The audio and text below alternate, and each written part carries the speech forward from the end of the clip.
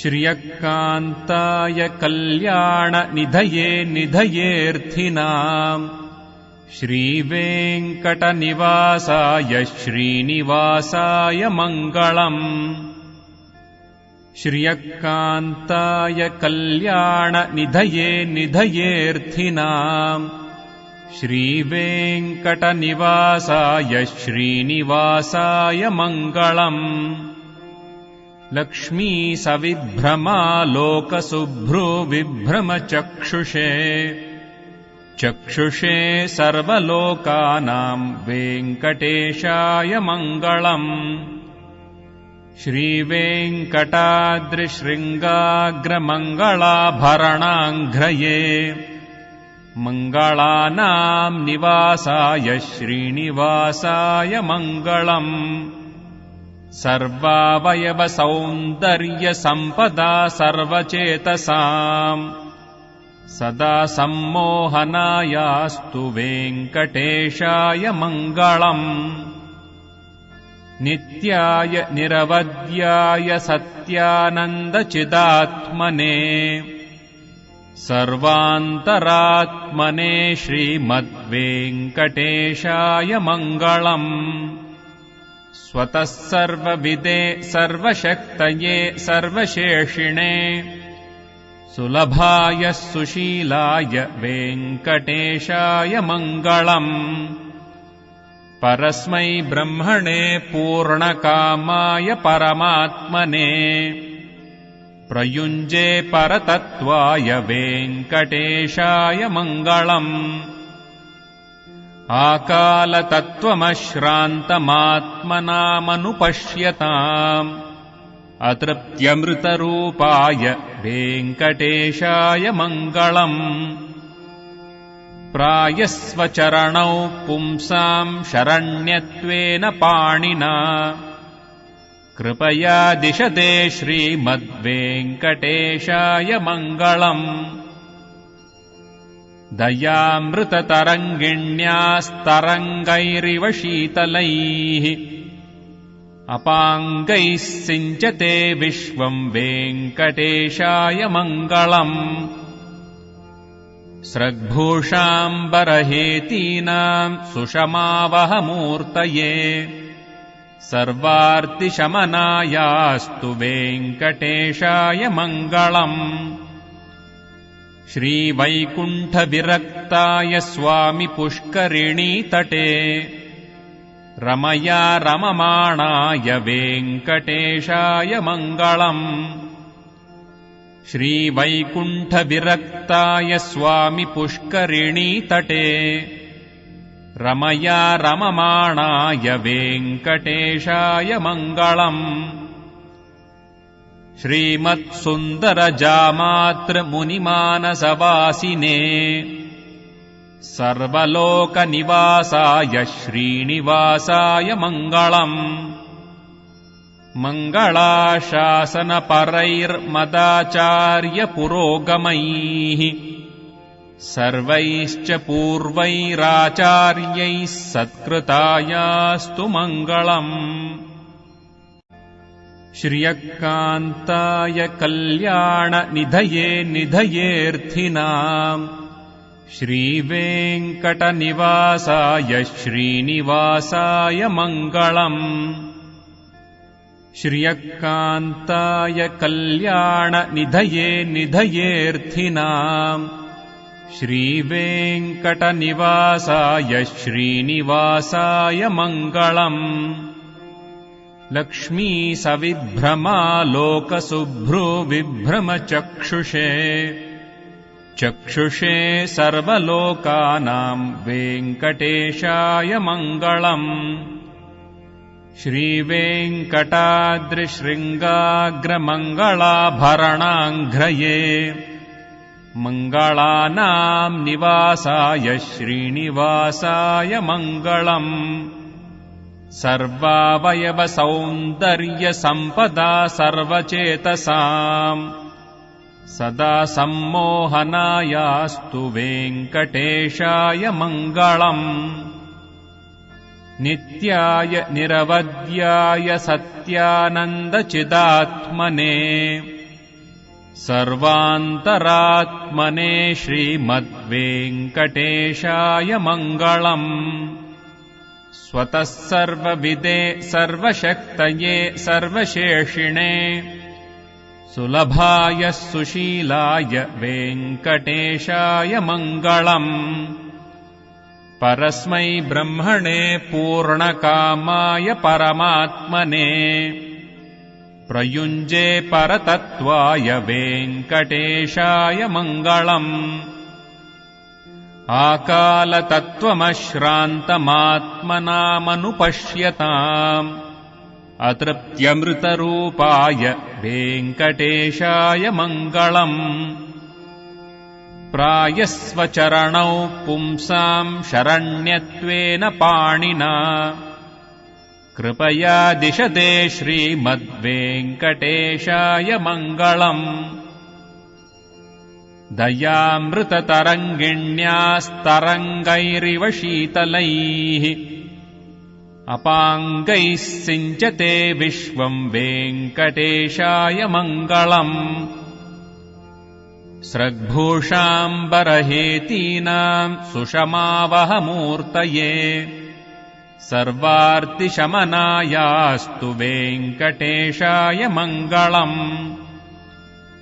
श्रीवैकुण्ठविरक्ताय स्वामि पुष्करिणीतटे रमया रममाणाय वेङ्कटेशाय मङ्गलम्। श्रीवैकुण्ठविरक्ताय स्वामि पुष्करिणीतटे रमया रममाणाय वेङ्कटेशाय मङ्गलम्। श्रीमत्सुन्दरजामातृमुनिमानसवासिने सर्वलोकनिवासाय श्रीनिवासाय मङ्गलम्। मङ्गलाशासनपरैर्मदाचार्यपुरोगमैः सर्वैश्च पूर्वैराचार्यैः सत्कृतायास्तु मङ्गलम्। श्रियकान्ताय कल्याणनिधये निधयेऽर्थिनाम् श्रीवेङ्कटनिवासाय श्रीनिवासाय मङ्गलम्। श्रियकान्ताय कल्याणनिधये निधयेऽर्थिनाम् श्रीवेङ्कटनिवासाय श्रीनिवासाय मङ्गलम्।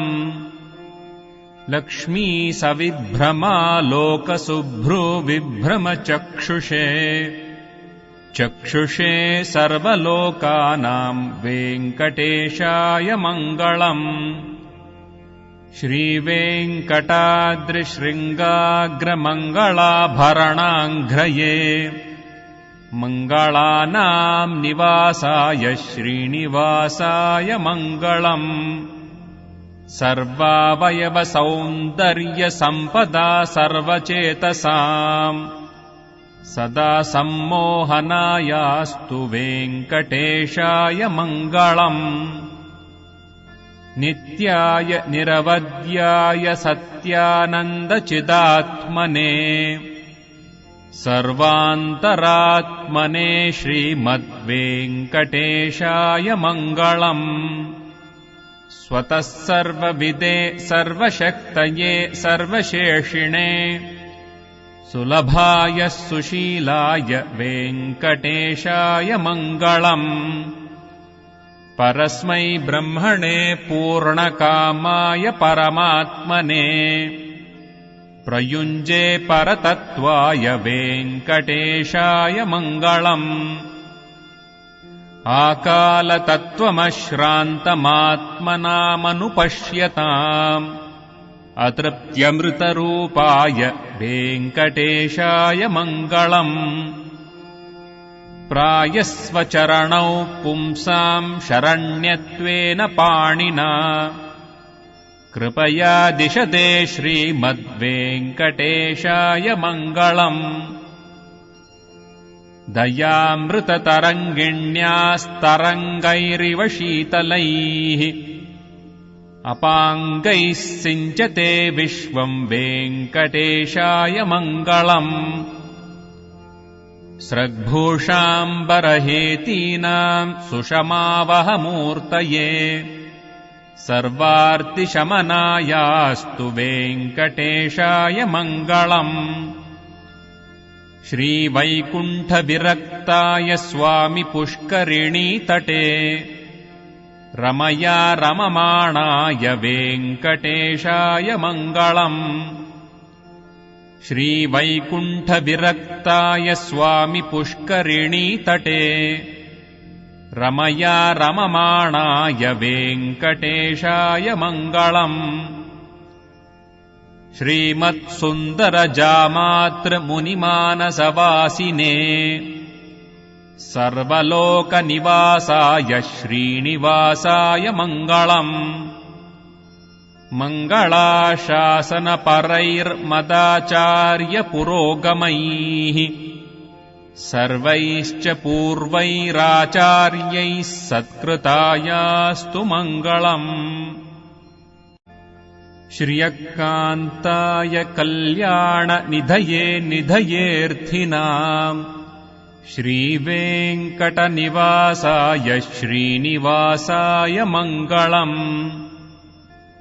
श्रियकान्ताय कल्याणनिधये निधयेऽर्थिनाम् श्रीवेङ्कटनिवासाय श्रीनिवासाय मङ्गलम् लक्ष्मीसविभ्रमालोकशुभ्रुविभ्रमचक्षुषे चक्षुषे सर्वलोकानां वेङ्कटेशाय मङ्गलम् श्रीवेङ्कटाद्रिशृङ्गाग्रमङ्गलाभरणाङ्घ्रये मङ्गलानां निवासाय श्रीनिवासाय मङ्गलम् सर्वावयवसौन्दर्यसम्पदा सर्वचेतसाम् सदा सम्मोहनायास्तु वेङ्कटेशाय मङ्गलम् नित्याय निरवध्याय सत्यानन्दचिदात्मने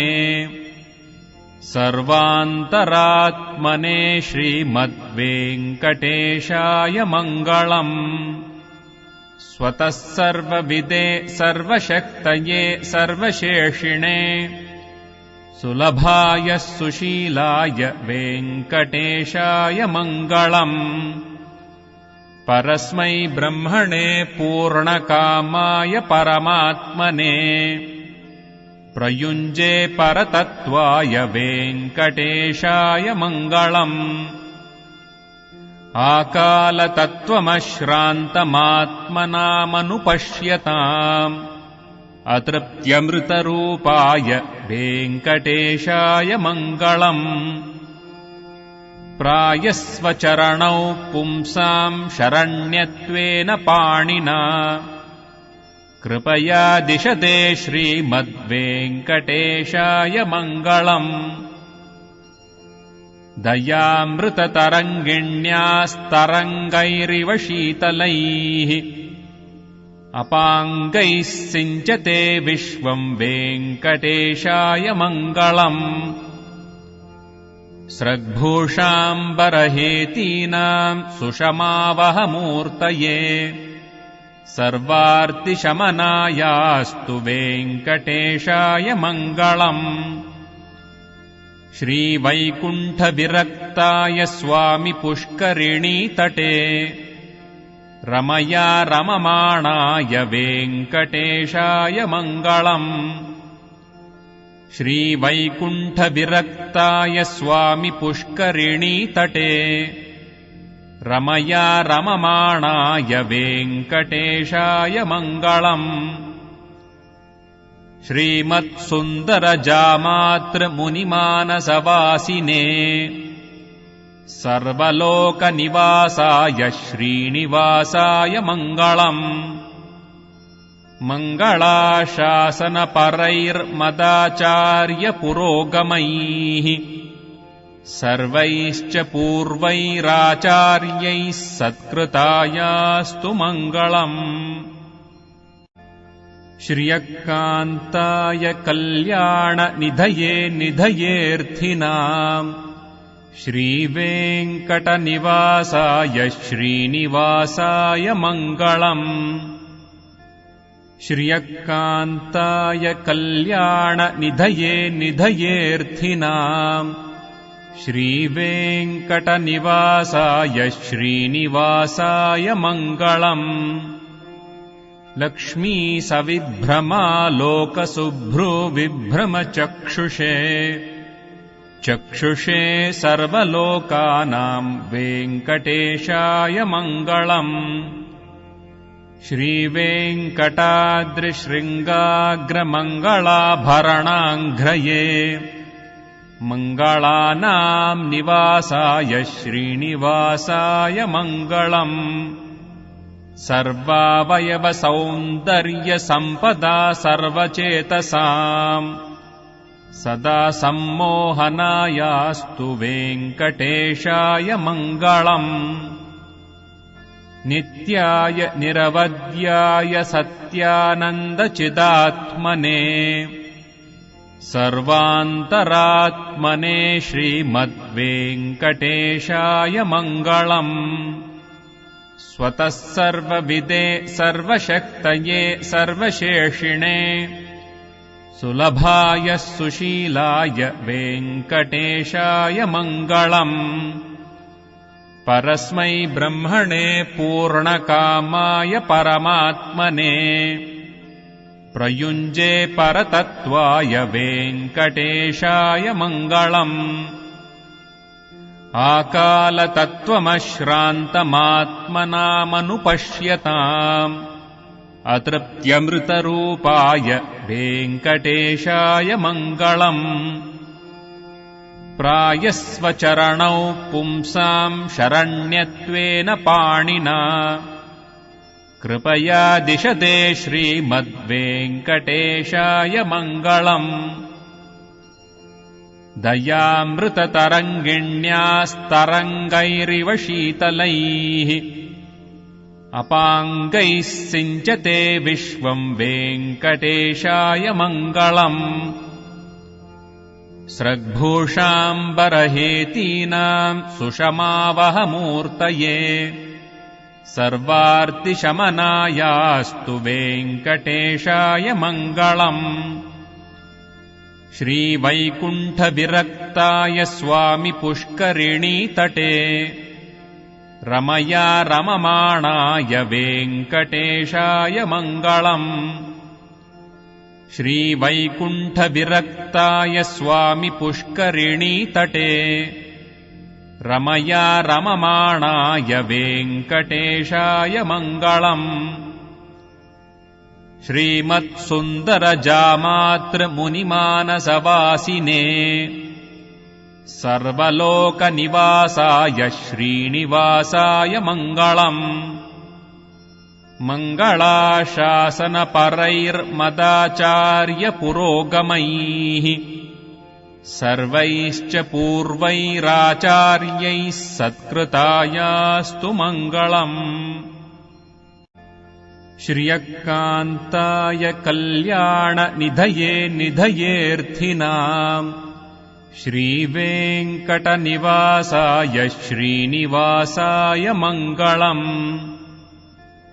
श्रियकान्ताय कल्याणनिधये निधयेऽर्थिनाम् श्रीवेङ्कटनिवासाय श्रीनिवासाय मङ्गलम् लक्ष्मीसविभ्रमालोकशुभ्रुविभ्रमचक्षुषे चक्षुषे सर्वलोकानां वेङ्कटेशाय मङ्गलम् श्रीवेङ्कटाद्रिशृङ्गाग्रमङ्गलाभरणाङ्घ्रये मङ्गलानां निवासाय श्रीनिवासाय मङ्गलम् सर्वावयवसौन्दर्यसम्पदा सर्वचेतसाम् सदा सम्मोहनायास्तु वेङ्कटेशाय मङ्गलम् नित्याय निरवध्याय सत्यानन्दचिदात्मने सर्वान्तरात्मने श्रीमद्वेङ्कटेशाय मङ्गलम्। स्वतः सर्वविदे सर्वशक्तये सर्वशेषिणे सुलभाय सुशीलाय वेङ्कटेशाय मङ्गलम्। परस्मै ब्रह्मणे पूर्णकामाय परमात्मने प्रयुञ्जे परतत्त्वाय वेङ्कटेशाय मङ्गलम्। आकालतत्त्वमश्रान्तमात्मनामनुपश्यताम् अतृप्त्यमृतरूपाय वेङ्कटेशाय मङ्गलम्।